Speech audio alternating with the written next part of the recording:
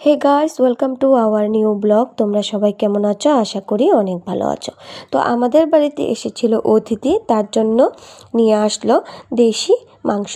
তো আমি কিভাবে দেশি মাংসটা রান্না করলাম তোমাদের সাথে আমি সেটা একটু শেয়ার করব। তো প্রথমে আমি কড়াইয়ের মধ্যে দিয়ে দিলাম তেল, তারপর দিয়ে দিলাম তেজপাতা। তো এইদিকে আমি আলুগুলি ভেজে রেখেছি, তার সাথে আমি টুমটুম করে পেঁয়াজ কেটে নিয়েছি। এই দেখো বন্ধুরা, আমার মশলাটাও কিন্তু ভালো করে রেডি হয়ে গেল। তো মশলাটার মধ্যে নিয়েছি জিরে গুঁড়ো, ধনে গুঁড়ো, কাঁচা লঙ্কা বাটা, রসুন বাটা, পেঁয়াজ বাটা আর আদা বাটা। তো এইবার আমি কড়াইয়ের মধ্যে দিয়ে দিয়েছি পেঁয়াজ। এবার পেঁয়াজটা ভাজা হয়ে গেলে মশলাটা সবটা দিয়ে দেব। তো মশলাটার মধ্যে একটু জলটা আমি মিশিয়ে দিয়েছি, যেটার মধ্যে মশলাটা আমি পেস্ট করেছি সেটাকে একটু ভালো করে জল দিয়ে আমি দিয়ে দিয়েছি, যাতে তেলটা ভালো করে ছাড়ে, আস্তে আস্তে মশলাটা ভাজা হয়ে যায়। তো মশলাটা যখন ভাজা হয়ে গেছে, আমি দেশি মাংসটা দিয়ে দিয়েছি। দিয়ে একটু ভালো করে নাড়াচাড়া করে তার মধ্যে একটু অল্প পরিমাণ নুন দিয়ে দেব স্বাদ অনুযায়ী। তারপর এইভাবে একটু নাড়াচাড়া করে 5 থেকে 10 মিনিটের জন্য ঢেকে রেখে দেব একদম কম আঁচে। তো এবার আমার মাংসটা হয়ে গেল মোটামুটি। এই দেখো বন্ধুরা, ভালো করে একদম কষানো হয়ে গেল।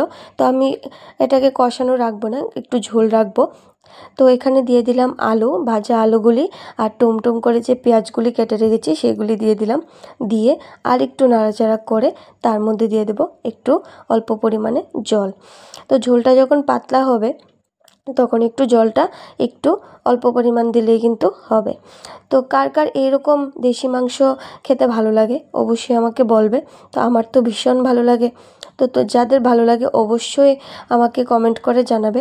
তো যদি ব্লগটা ভালো লাগে থাকে অবশ্যই লাইক কমেন্ট করে পাশে থাকবে। তো আমার রান্নাটা একদম কমপ্লিট হয়ে গেছে। তো নামানোর আগে একটু গরম মশলা দিয়ে নামিয়ে নেব।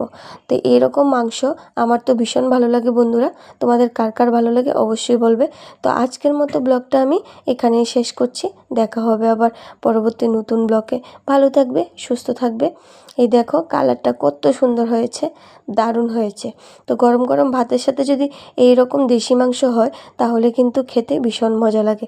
তো আজকের মতো এই পর্যন্তই। দেখা হবে আবার পরবর্তী ব্লগ।